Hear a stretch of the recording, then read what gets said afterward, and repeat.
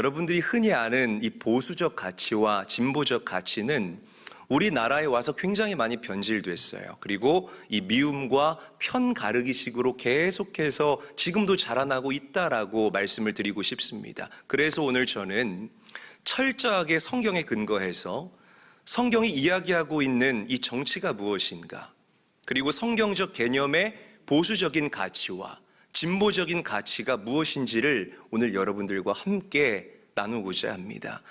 사랑하는 성도 여러분, 대한민국의 국민으로서 그리고 사회적 책무를 이행해야만 하는 우리 성도님들에게 깊은 이해와 그리고 헤아림이 가득하게 되시길 예수님의 이름으로 간절히 축원합니다.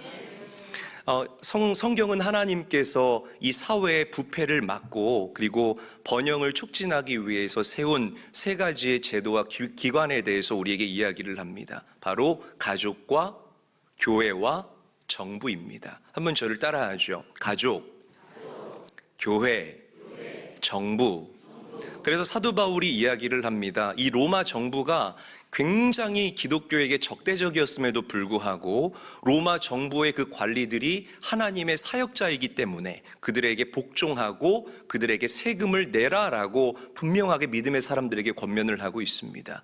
오늘 우리가 읽은 이 베드로전서의 베드로 사도도 우리에게 이렇게 얘기를 해요. 공익을 위해서 하나님을 두려워하고 로마의 황제에게 복종하라라고 분명하게 우리 믿음의 사람들의 그 길에 대해서 이야기를 하고 다루고 짚어주고 있다라는 거죠. 자, 우리 로마서 말씀 13장 6절에서부터 7절까지의 말씀 큰 목소리로 함께 한번 읽어보도록 하겠습니다. 시작. 너희가 주세를 바치는 것도 이로 말미암으리라. 그들이 하나님의 일꾼이 되어 바로 이 일에 항상 힘쓰느니라. 모든 자에게 줄 것을 주되 주세를 받을 자에게 조세를 바치고 관세를 받을 자에게 관세를 바치고 두려워할 자를 두려워하며 존경할 자를 존경하라. 아멘. 여러분, 성경은요 하나님을 경외했던 이 정부의 관리들을 저와 여러분들에게 굉장히 많이 소개하고 있어요. 여성 지도자였던 드보라, 이스라엘의 사사였죠. 애굽의 총리 대신으로 일했던 여러분들이 잘 아는 요셉의 이야기도 성경은 저와 여러분들에게 풍성하게 들려주고 있습니다. 다니엘은 바벨론이 통치하던 그 느부갓네살 왕의 집권 당시에 바벨론의 총리로 또 사역을 감당을 했고요. 느헤미야는 바사의 아닥사스다 왕의 굉장한 총애를 받는 관리 중의 관리였다라는 거죠. 신약을 보게 되면 우리의 구원자 되시는 예수님께서 로마의 관리였던 백부장, 그 백부장의 구별된 믿음을 보시고 그의 믿음을 크게 칭찬한 모습을 우리가 말씀을 통해서 만나볼 수 있다는 겁니다. 그러니까 여러분 잘 들으십시오. 성경은요 이스라엘, 그 고대 이스라엘의 신정 정부와 그리고 로마나 애굽이나 바벨론이나 바사와 같은 이 세속적인 정부 둘 다를 인정한다라는 것을 우리가 반드시 알아야 된다라는 거예요. 이 정부가 하나님의 계획이었다라는 것을 저와 여러분들에게, 우리 믿음의 사람들에게 그대로 말씀을 통해서 증거하고 가르치고 있다라는 겁니다. 여러분, 성경은요 우리 예수님께서 정치적으로 어느 한쪽을 지지한다라고 이야기를 하지 않습니다. 예수님은 언제나 그분 자신 편이었어요. 믿으시면 아멘 합시다. 여러분, 우리도 똑같아요. 보수입니까? 진보입니까? 우입니까? 좌입니까? 이게 중요한 게 아니라는 거죠. 이거를 여러분 중요하다라고 여기기 이전에 우리의 정체성을 우리가 먼저 따져봐야 합니다. 우리는 믿음의 사람들이에요. 할렐루야. 저 영원한 천국을 유업으로 받은 하나님의 자녀들이라는 것입니다. 그러면 먼저 보수인가 진보인가를 묻고 대답하기 전에 우리가 먼저 예수님의 그분 편인가를 묻고 대답할 수 있어야 된다라는 거예요. 이것은 여러분 비단 정치적인 영역에서뿐만이 아니라 우리의 삶에 존재하는 무수히 많은 카테고리에서 우리가 물어보고 답을 명확하게 해야 할 진리 중에 진리의 영역이라는 것입니다. 할렐루야. 여러분 예수님 편입니까? 옆 사람에게 물어보실래요? 당신은 예수님 편이십니까? 물어보세요. 여러분 심각해질 필요가 없습니다. 여러분 성경을 보게 되면 이 예수님의 제자들이요 굉장히 이 정치적 입장이 각양각색이었습니다. 12제자 중에 열성당원이었던 시몬이 있었죠. 이 시몬은 당시에 로마 정부에 반대하던 사람이었습니다. 그리고 반대로 마태복음의 저자였던 이 마태의 직업이 뭐였죠? 세리였습니다. 세리는 당시에 로마 정부의 지지자였고 찬성자였다라는 거죠.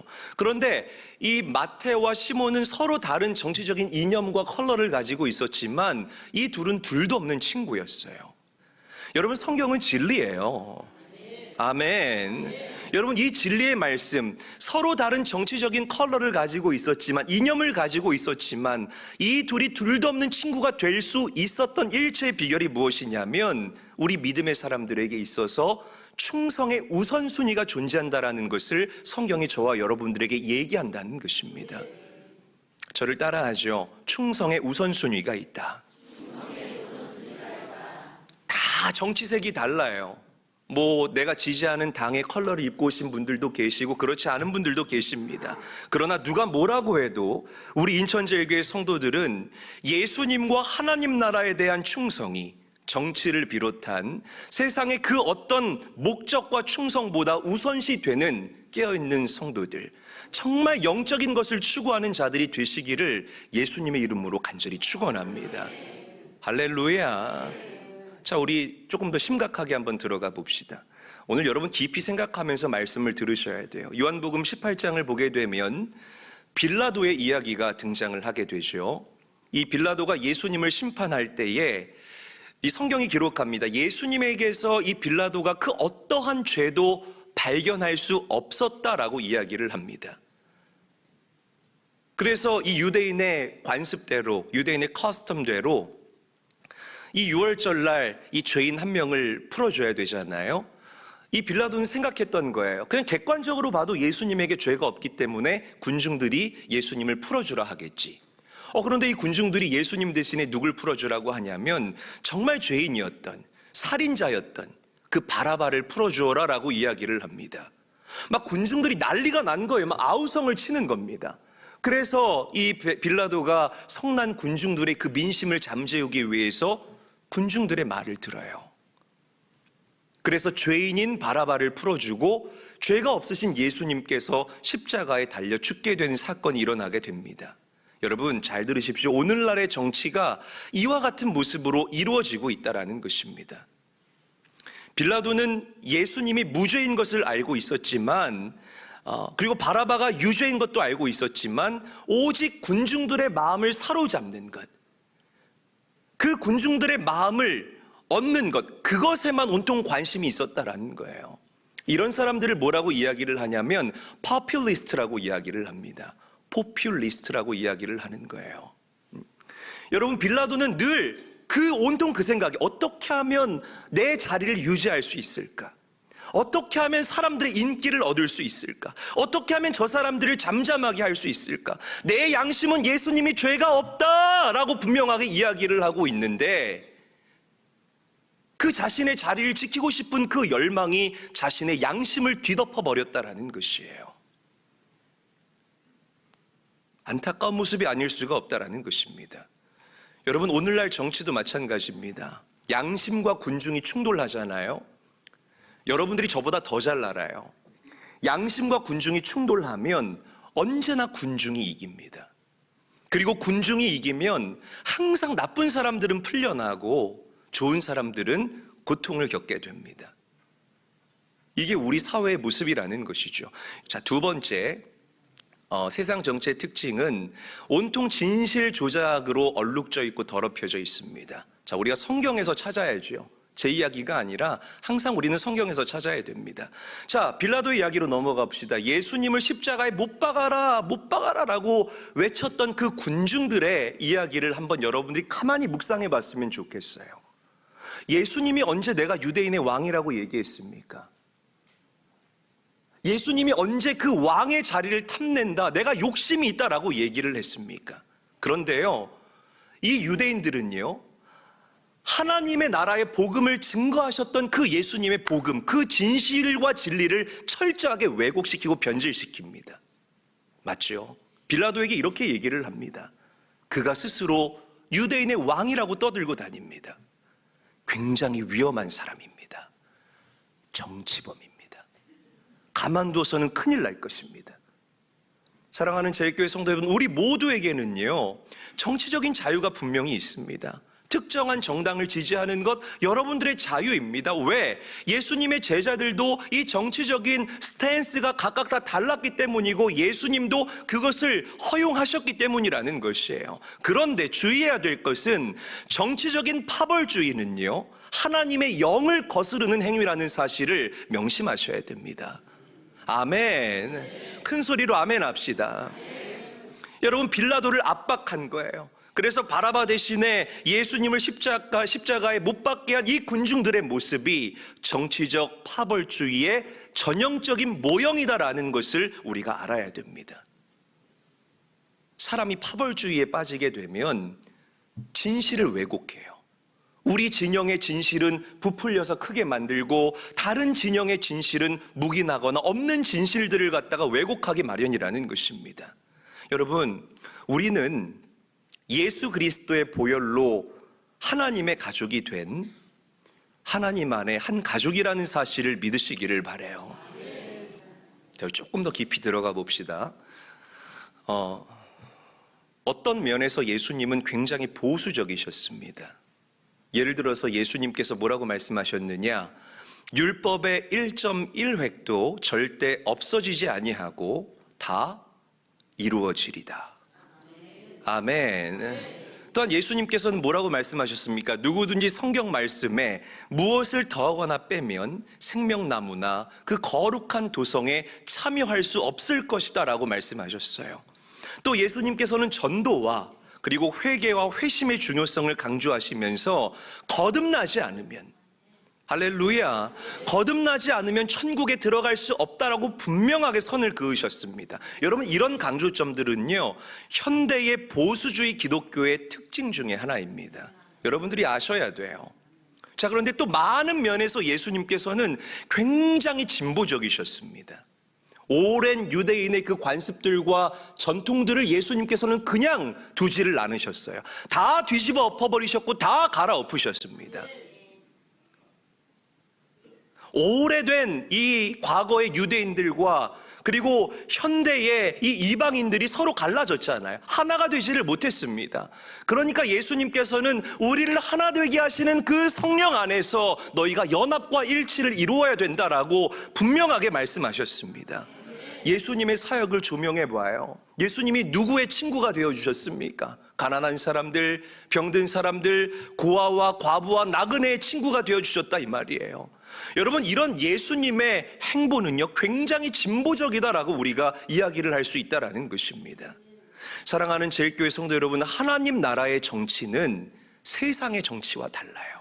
권력 남용과 진실 조작이라는 이 세상의 방식을 거부합니다. 믿으시면 아멘 합시다. 심각해질 필요 없어요. 그냥 아멘 크게 하면 돼요, 여러분.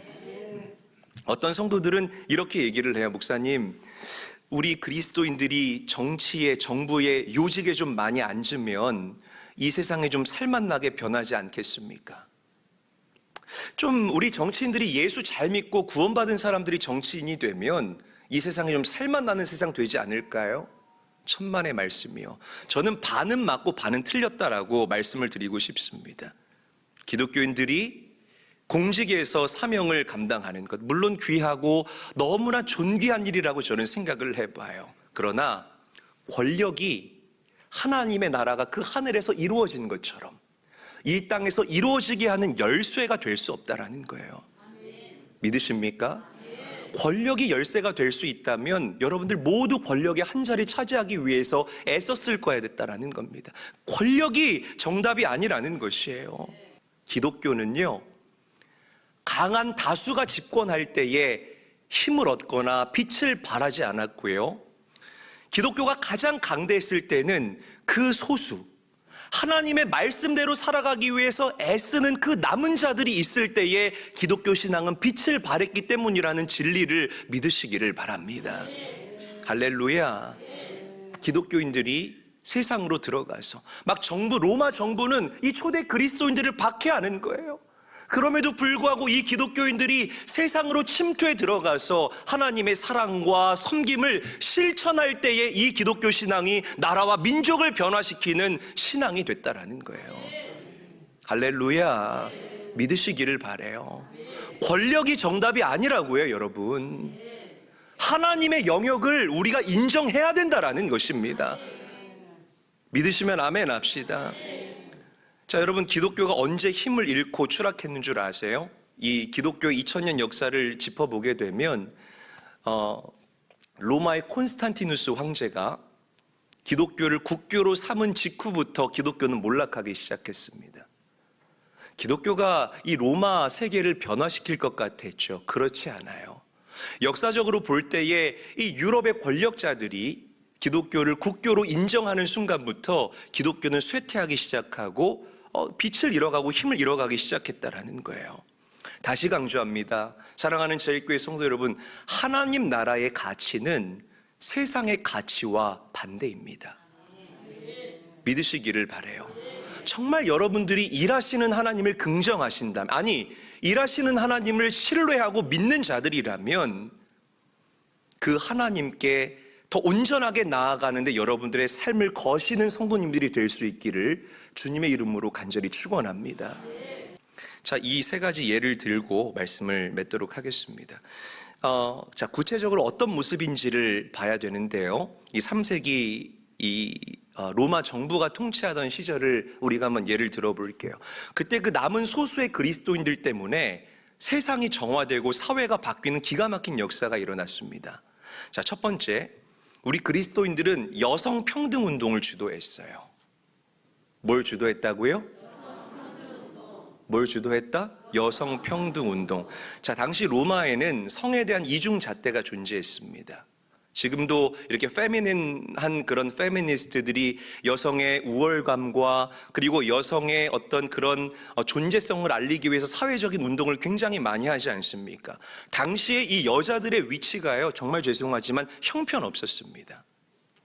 여성들은 일단 남자들을 향한 그 정절과 지조를 지켜야만 했어요. 즉 여성들은 한 명의 남편밖에 둘 수 없었다는 거죠. 그런데 당시에 이 로마 사회의 이 남성들은요, 자신의 아내 말고도 다른 여자들을 얼마든지 내 아내로 삼을 수가 있었습니다. 특히 결혼해서 아이를 갖지 못하던 여성들은 여성 취급을 받지를 못했다는 거죠. 만약에 내 남편이 죽으면 로마 정부에서 이 여성들을 보호해 줬습니다. 몇 년 동안? 2년 동안.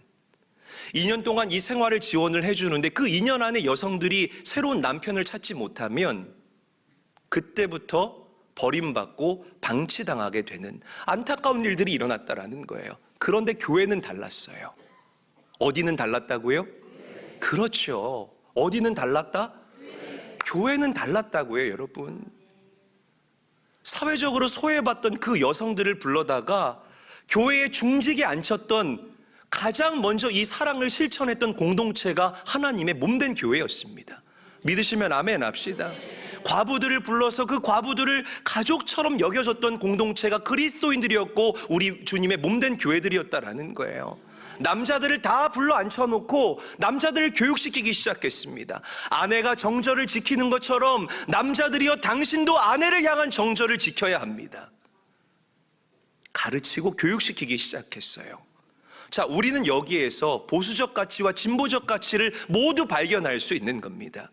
일부 일처제인 이 보수적 가치의 미덕을 우리가 만나볼 수가 있고 오늘날 진보적인 가치인 남녀평등의 미덕을 우리가 만나볼 수 있다는 거예요. 할렐루야. 어느 한쪽으로 치우쳐져 있는 것이 아닙니다. 파란 안경을 끼고 세상을 보면 온 세상이 파랗게 보이듯이 우리가 객관적으로 하나님의 말씀을 바라볼 수 있는 눈이 열려야 된다는 거예요.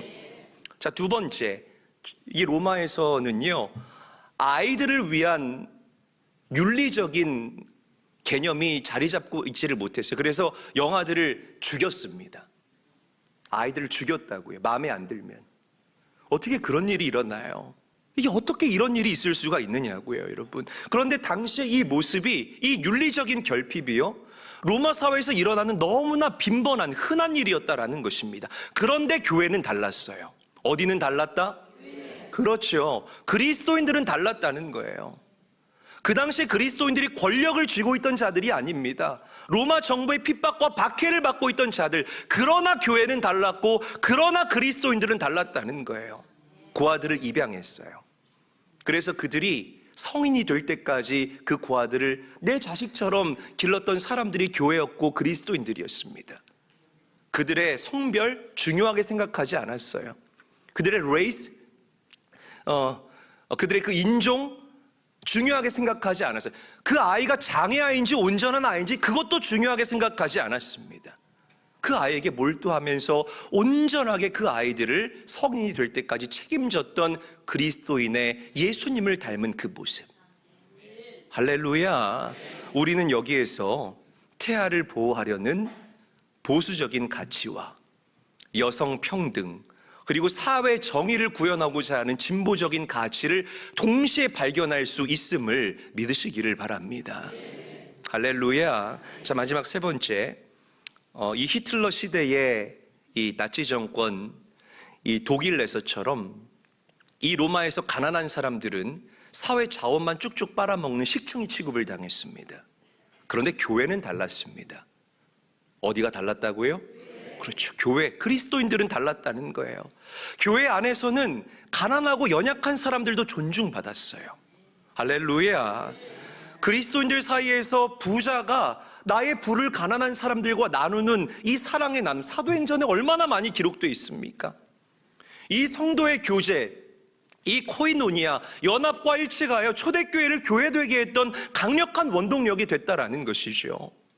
여러분, 가진 자가 없는 자와 함께 부를 나누는 가치는 진보적인 가치입니다. 그런데 이것이 타의에 의한 것이 아니라 자발적으로 나누고자 하는 이 나눔은 보수적인 관점이고 가치라는 거죠. 모든 것이 아름답게 공존을 이룰 때에 교회가 교회다워질 수 있었다라는 것입니다. 사랑하는 제일교회 성도 여러분, 하나님께서는 사회적인 악을 억제하고 그리고 질서를 잡기 위해서 우리에게 정부라는 기관을 허락해 주셨음을 믿으시기를 바랍니다. 아멘. 그리고 가난한 자, 약한 자, 소외된 자, 영적으로 침체된 자, 그런 사람들을 섬기고 돌보게 하기 위해서 주님의 몸된 교회를 이 땅에 세우셨음을 믿으시기를 바랍니다. 이 국가관과 이 교회론이 여러분들에게 먼저 온전하게 세워져 있어야 돼요. 그 다음에 내가 진보니 보수니 그 다음에 이것을 우리가 논해야 된다라는 것이죠. 하나님의 능력이 나라를 변화시킬 수 있는 일체의 비결은 우리 그리스도인들이요, 세상 곳곳으로 침투해 들어가서 우리가 만난 그 예수 그리스도의 공적인 신앙을 몸소 실천할 때 일어나는 하나님의 놀라운 일이라는 사실을 믿으시기를 바랍니다. 권력이 세상을 변화시키지 않습니다. 돈이 세상을 변화시키지 않습니다. 역사적으로 보면 항상 이 공적 신앙을 실천하는 그리스도인들로 인하여서 세상이 변화되었음을 믿으시기를 바랍니다. 여러분, 이 세상에 빚은 여기 항상 있죠. 반드시 필요합니다. 집에 소금 없는 분 없죠. 반드시 필요합니다. 어디에나 있지만 꼭 필요한 존재, 빚과 소금으로서 이 땅을 살아갈 수 있는, 공적 신앙을 내 삶의 필드에서 실천할 수 있는 하나님의 자녀로서 이 땅을 살아가게 되시는 사랑하는 제일교회 모든 성도님들이 될 수 있기를 주 예수의 이름으로 간절히 축원합니다. 말씀을 정리하죠. 우리의 믿음이 정치적인 다름 때문에 갈라질 수 없어요. 믿으십니까? 오늘 심각하게 설교해서 죄송합니다, 여러분. 그러나 우리가 반드시 짚고 넘어가야 할 영역이기 때문에 좀 불편하지만 오늘 이 말씀을 여러분들에게 드립니다. 공적 신앙은 세상의 권력을 추구함으로써가 아니라 나를 내려놓음으로써 세상을 변화시키게 하는 하나님의 능력이고 하나님이 우리 믿음의 사람들에게 주신 특권이라는 사실을 기억하시기를 바랍니다. 예수님이 이 방법으로 예루살렘을 변화시켰고 박해받고 소외받던 이 그리스도인들이 이 방법으로 로마를 뒤흔들어 놨던 것처럼 우리 제일교회 성도들 때문에 대한민국이 진동하게 되는 아름답고 놀라운 역사가 일어나게 되시길 예수님의 이름으로 간절히 축원합니다.